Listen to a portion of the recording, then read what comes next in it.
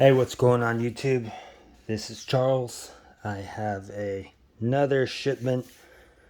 The ones when I do these, that's when I get the most watches. But that's why I keep buying stuff. No, I mean I'm crazy. I buy stuff I don't really need. But I guess the benefit is, if you haven't seen these things, this might give you an idea of something that you do want to acquire. These are all vintage Swedish Army and civil defense items. They're still out there. You really need to search for them. And well, let's stop wasting time on that and show you what is in this box. So on the top, so I did a video where I had I think 3 of these, and they were used, but I found one that is unused. You know, this thing is still about 80 years old or even older. But look at this thing. This thing is ridiculous. It's in great condition. Look at that. I was impressed enough that I actually wanted to pay more for one that was unused. Alright, that's the next thing we got. Well, so this is a gas mask bag. The M36 gas mask bag. It's difficult to find these things in the brown leather. Yeah, that's cool. I don't really care about the stain on there, but some people may. Let's see what's inside of there. Right, a thermos. So you've seen me with one of these before now.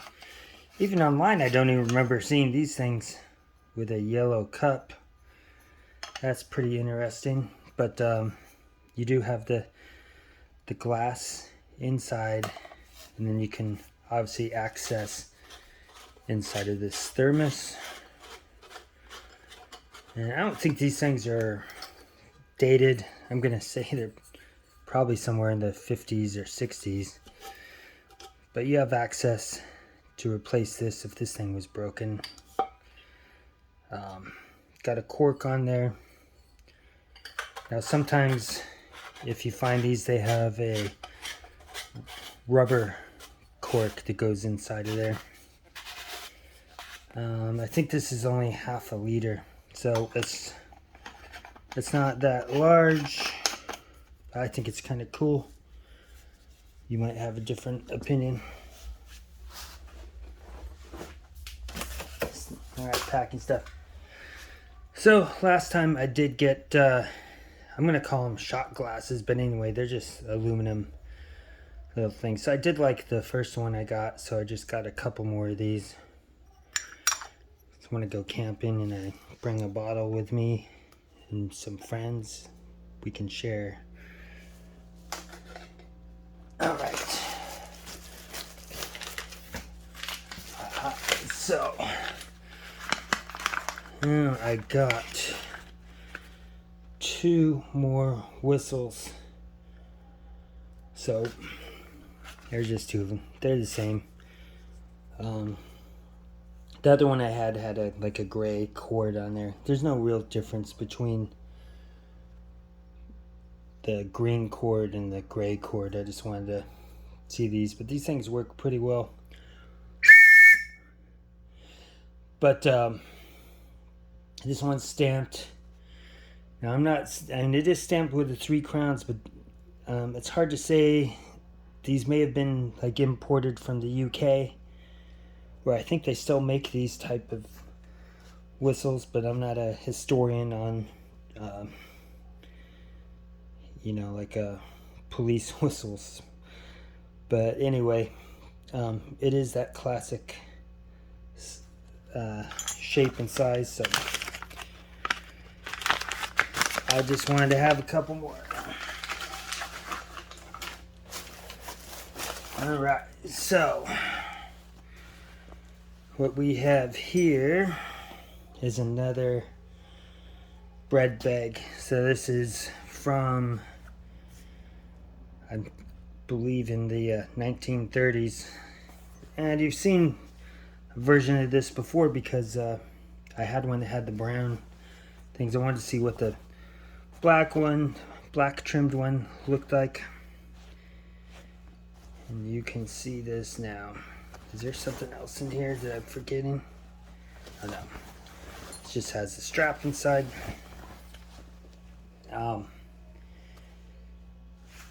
These things, as another viewer said, is they think that this thing was either licensed from Germany or it was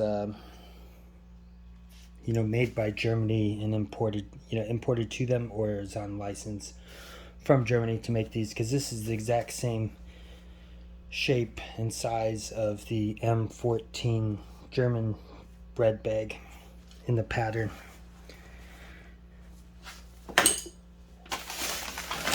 Alright, so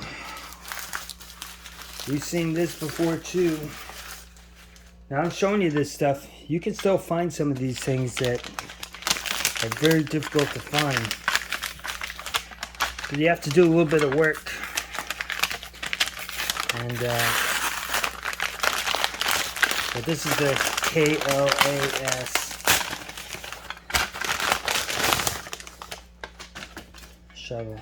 Wow, that's interesting. I've never seen them painted that way, but it looks like in the field they sprayed their own stuff, whatever unit or soldier did this. But this is used, obviously. But these things are made very well. So even used, they're good.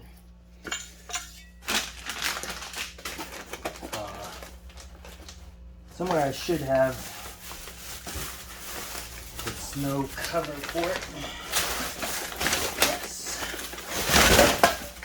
And that's just the cover. Snaps onto it.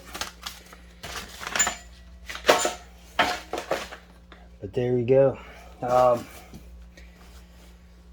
so I just wanted to see what this Swedish Defense shirt or blouse would look like. Looks, I don't know. I guess I didn't look close enough. I thought the buttons went all the way down, but now it's more like an anorak or just a quarter buttoned one. But this thing is from, I think, what, 1959, something like that. But I like the color just because I don't always like to wear military colors and things like that. We'll see if it's any good.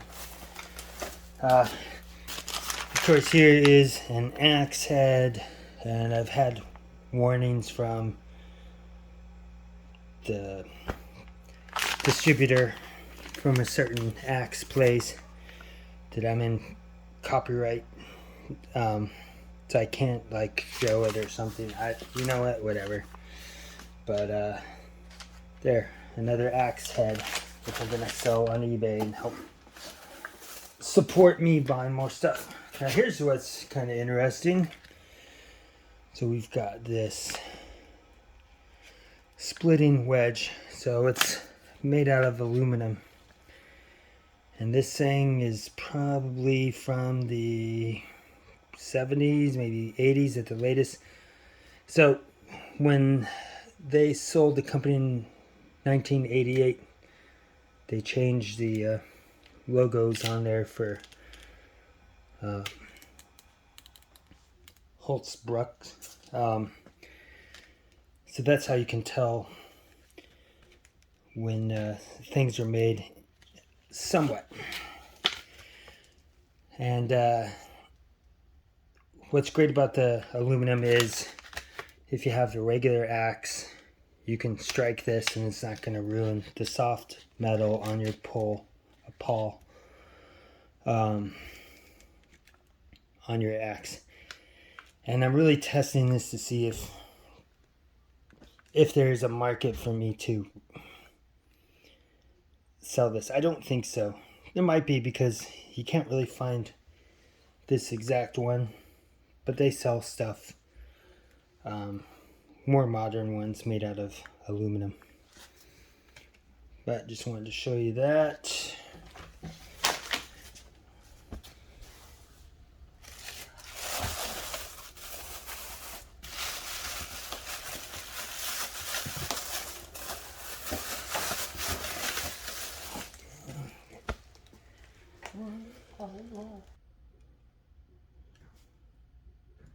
All right, there we go once again. So I got a couple other things here.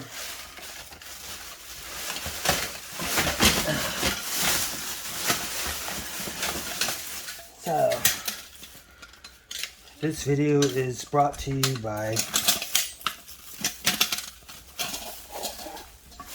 the M40 stainless steel mess kit.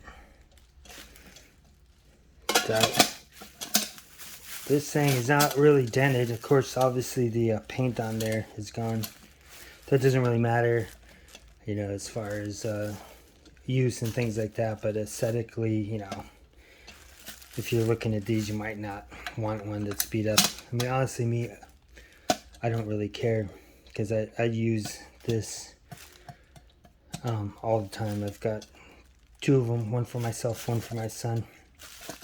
But yeah, I don't care if they look beat up on the outside.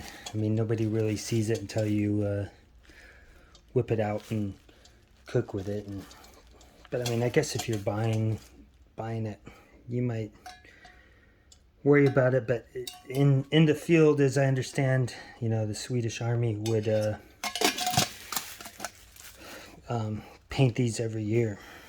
So I mean, even the ones you find, unless you found one that's unused, it's probably been repainted a minimum of one time. But yeah, so I've got some of those that I'll put on eBay. And you know, when I put things on eBay, I'm usually just trying to recover my money with a small amount of profit. You have to remember that eBay is going to take 10 to 14% on average, on at least in my experience on what I'm selling. It's kind of so I have to factor in that. I have to factor in the shipping. So this box is not that big. I think this is maybe about 14-15 inches wide. It's 6 inches tall and about 20 inches there. And this cost $171 in shipping, plus the first time ever I had to pay an import tariff or tax. So I'm not sure what's going on. I mean, I get stuff from Sweden all the time, but whatever reason they charged me a tariff on this, and so that was another $62. So to get this thing shipped, it was $230 for the items that I showed you. And so sometimes when you look at things on eBay, you might think, wow, man, they're raping you on these things. You don't know what's in there. I mean, sometimes people overestimate how much things are worth because, oh boy, this thing was made in the 1940s, so thus it must be worth $300. Yeah, it could be. But I mean, sometimes people just think, wow, the older it is, the more it should be. But you see that with rucksacks and things like that, where there's a million of the Swedish Army M39 rucksacks, which is getting more scarce, but there's still a lot out there, but they're not worth $250 or more, you know. So keep that in mind when you're taking a look. And it's hard to evaluate things, you know. I mean, so I will see if I can possibly sell this. You know, this could be a hit or miss. If it misses, I don't really care because I'm going to use this thing. I don't want to test it, and you know, because obviously it's going to be more difficult to sell this thing if I actually used it. But you know, let's see what happens when I do my markups. I'm factoring in the shipping and now tariffs on there. And then as a buyer, you need to think about the shipping to you, because I usually don't ship these things for free. I mean, it's very expensive, but most of my listings, I'll leave it as an open auction. Actually, I do put if you want to buy now, so then you don't have to compete with others, and it's usually going to be 30 to 40% more than the thing, but in a lot of cases that's actually a better deal for the buyer. But that's all I got, guys. If you have any comments or questions, post it on there and I'll respond as soon as I can. Thank you.